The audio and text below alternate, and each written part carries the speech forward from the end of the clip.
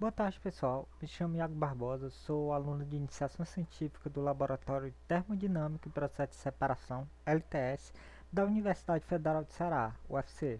E hoje estarei falando um pouquinho sobre a ferramenta em formato de notebook Python para geração de gráficos de energia livre de Gibbs a partir dos parâmetros ajustáveis do modelo NRTL para situações de equilíbrio líquido-líquido.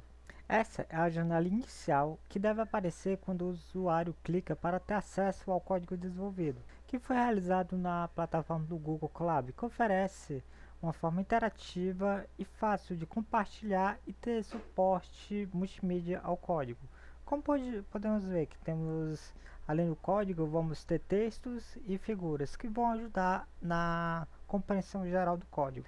O Google Colab oferece, além disso, uma forma fácil de modificar a aparência e as configurações gerais do notebook. Por exemplo, aqui irei mudar do visual escuro para o visual claro, indo em ferramentas, configurações, dark para light. Ao salvar, a gente tem um ambiente no tom claro. Além desse suporte, o Google Colab oferece um índice que dá para ver de forma fácil todas as seções, que nesse notebook está dividido em 4 seções principais, que seria a introdução, como usar esse notebook, bibliotecas e funções e por fim a aplicação, que vai ser realizado em 2 estudos de casos específicos. Essas seções também podem ser expandidas ou ocultas ao clicar nas setinhas. Eu expandi ou ocultei. De forma geral, os estudos de casos desenvolvidos nesse notebook foram aquelas desenvolvidas no artigo base, que é essa daqui da Universidade de Alicante, do ano 2017. Antes de partir para a introdução, vamos conectar esse notebook a um ambiente de execução e executar todas as células de código em ordem. Para isso, vamos em ambiente de execução e executar tudo. Bem que a gente vê que ele está conectando ao ambiente de execução e vai executar todas as células de código.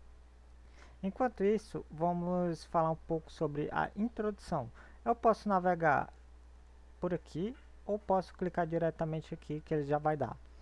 Na seção de introdução foi dada realmente uma introdução ao tema de equilíbrio líquido-líquido e a todas as equações utilizadas ao longo desse notebook. A gente pode ver que a gente vai falar de equilíbrio líquido-líquido, a classificação dos sistemas de acordo com a classificação de Trey-Ban, e a gente vai seguir falando sobre o modelo NRTL. Essa equação é grande e parece complicada, só que as variáveis dessa equação, elas não são variáveis simples, elas podem ser vistas como matrizes, por isso que vamos ter o índice IJ. Então no final a gente vai ter 9 parâmetros. A mesma coisa acontece para o alfa, só que no alfa a gente acaba tendo só 3 parâmetros, porque o alfa IJ é igual ao alfa JI. E a gente segue com isso, a gente desenvolve as equações que a gente vai estar usando ao longo do código, fala um pouco sobre os gráficos e fala das correlações que usamos para a fronteira, além das referências que a gente usa.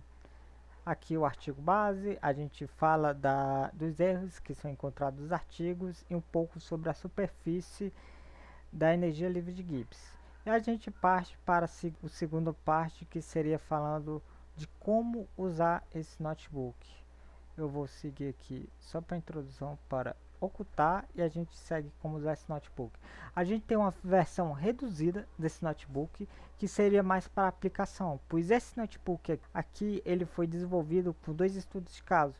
Mas se o usuário quiser só executar, ele não precisa dessa parte teórica e nem de 2 estudos de caso. Então esse daqui só vai ter um estudo de caso sem a parte teórica. Aqui a gente segue também o link para a aplicação web. Se o usuário não quiser fazer nenhuma modificação dos algoritmos e quiser só executar para gerar os gráficos, ele pode utilizar esse aplicativo web. E além disso, vamos ter um vídeo explicativo, que seria esse, falando como usar esse notebook Python. Aí com isso a gente segue para a terceira parte, que seria para as bibliotecas e funções.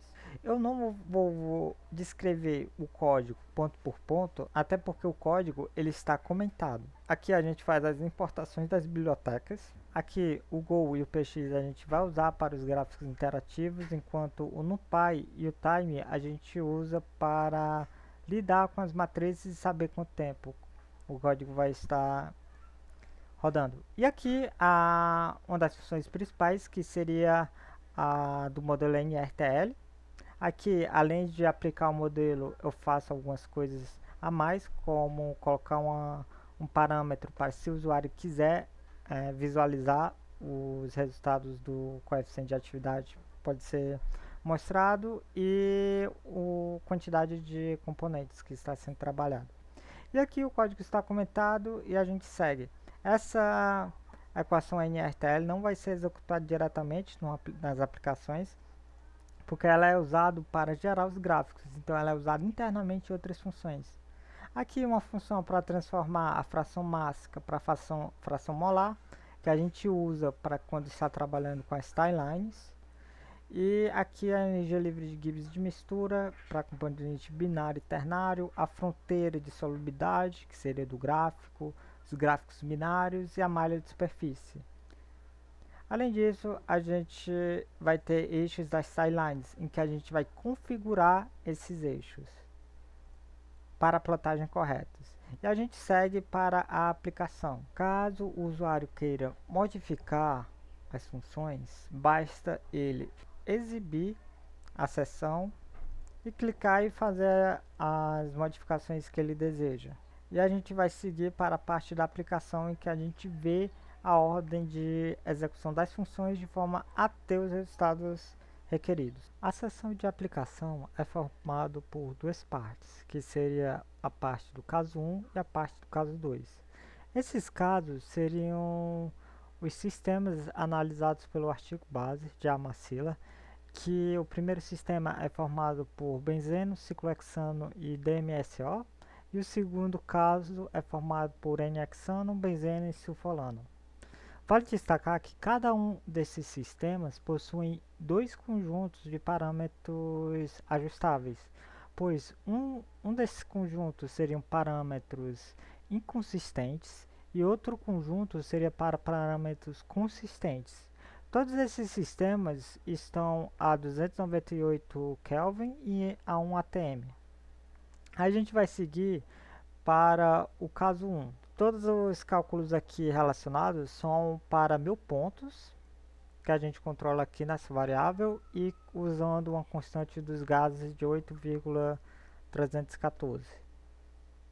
Aqui a gente pode mostrar ou não, que seriam só um código voltado para a configuração do formato dos eixos.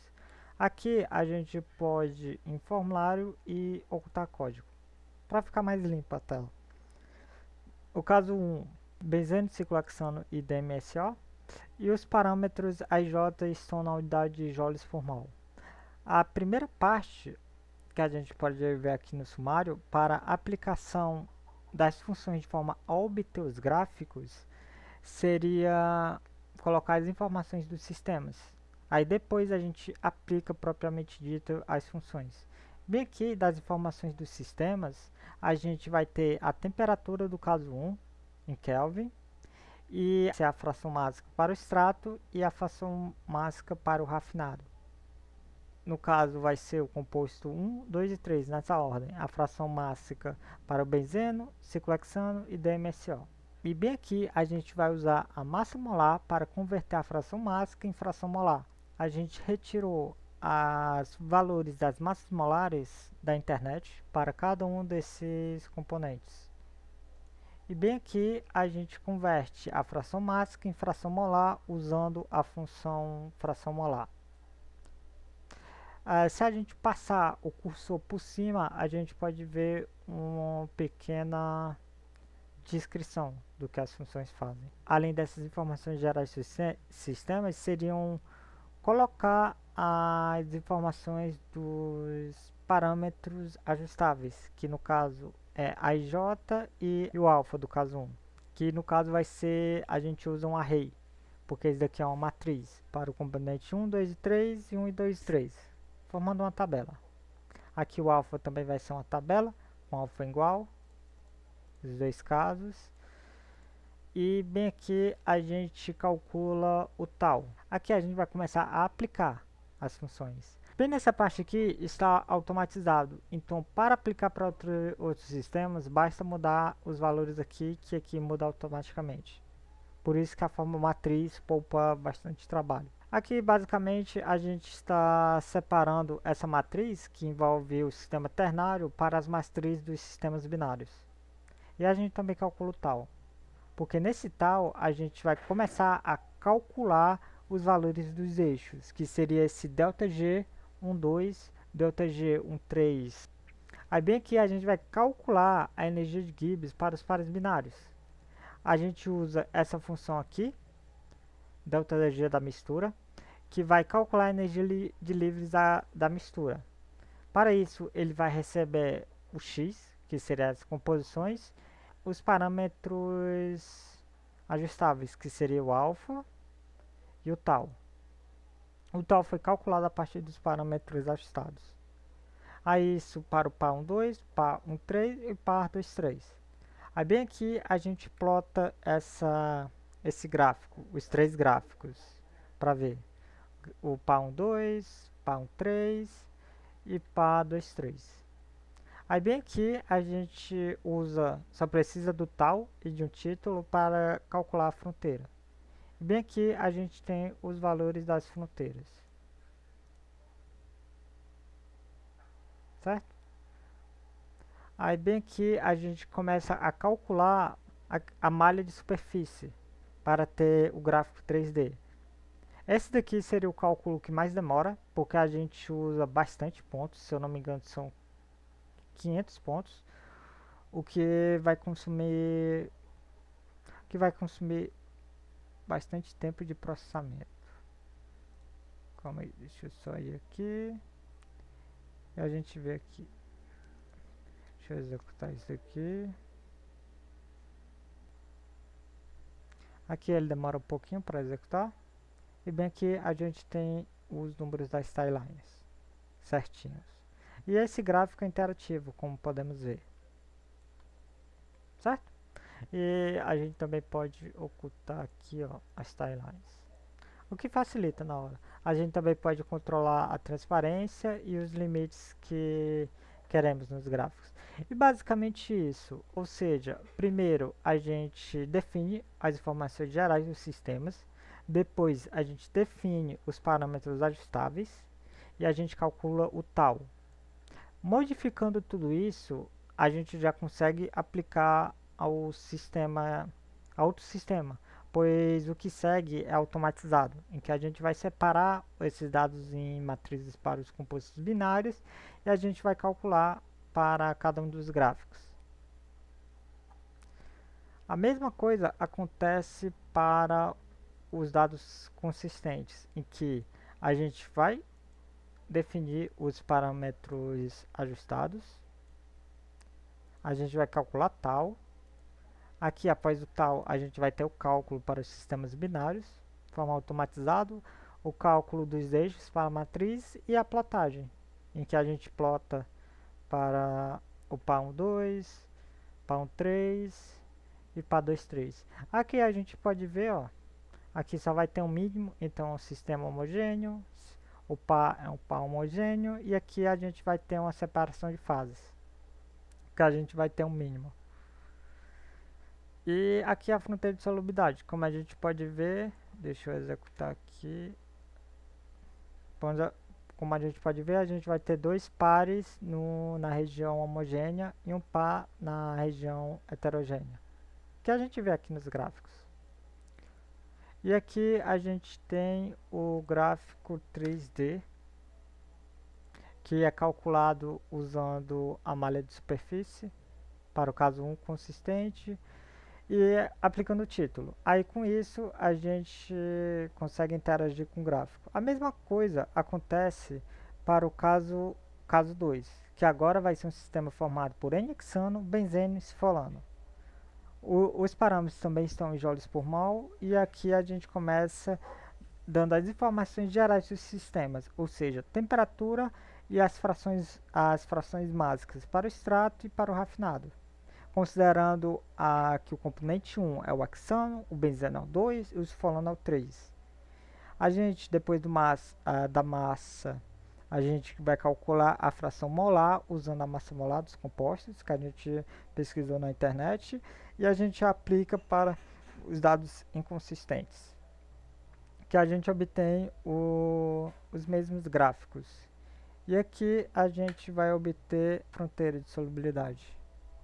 Mesma coisa aqui para o gráfico 3D, que a gente, bem aqui, ó, tupla de tie-line seria uma tupla contendo os dois eixos da tie-line, e aqui a gente consegue ver. Ok? Então basicamente é isso. Esse daqui seriam as referências que usamos ao longo desse trabalho. O principal é que para cada caso a gente vai aplicar uma ordem das funções, que o usuário não precisa se preocupar muito. O que precisa é só modificar essas funções chaves, que seria os parâmetros ajustados e os dados gerais do sistema. E para finalizar, aqui a gente tem aquela versão reduzida voltada para a aplicação. Aqui, como a gente pode ver pelo índice, não vamos ter a parte teórica explicando, e não vamos ter a parte dos dois estudos de caso. Aqui vai ser a mesma coisa, a gente só vai ter um link para o notebook completo e um link para esse tutorial. Vamos ter as mesmas funções e as mesmas bibliotecas sendo usadas. A única diferença seria que na aplicação não vamos ter os dois casos de aplicação como o outro, e vamos ter uma pequena inversão na ordem, porque aqui a gente vai ter todas as informações que precisam ser modificadas pelo usuário, como números de pontos que vai querer, a constante dos gases ideais, de forma a ter as unidades consistentes, os parâmetros binários, que vão ser aqueles parâmetros ajustáveis experimentalmente, então vai ter que ser modificado para determinado caso. E aqui a gente vai ter as frações mássicas para as tie-lines, que aqui a gente vai ter 9 frações mássicas. E aqui a massa molar para a ordem de benzeno, ciclohexano e DMSO, que seria a ordem que o usuário vai querer. E a partir disso a gente vai trazer todos os títulos de gráficos aqui.